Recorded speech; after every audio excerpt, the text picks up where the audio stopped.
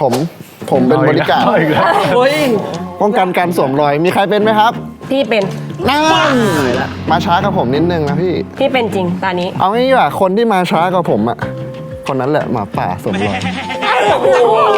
อีกแล้ว เล่นแบบเดิมให้ทุกคนรู้ว่าผมพูดจริงไงเดี๋ยวคืนนี้ พี่จะปกป้องฟอส ผมจะปกป้องตัวเอง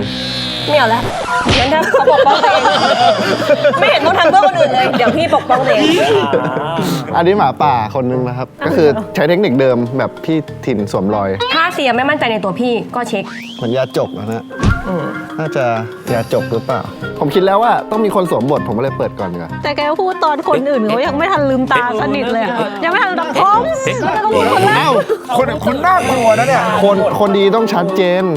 ผมเป็นคนดีไงผมก็เลยชัดเจน ใช่เปล่าอยู่ดีแบบ ตั้งเป้าไว้แล้วหรือเปล่าตั้งแต่หลับตา หนูดีไหมเนี่ย ดี ดีอะไรครับเป็นอะไรฮะ ดีเหมือนกันค่ะรอบนี้ แต่ว่าไม่อยากพูดเยอะเจ็บคอ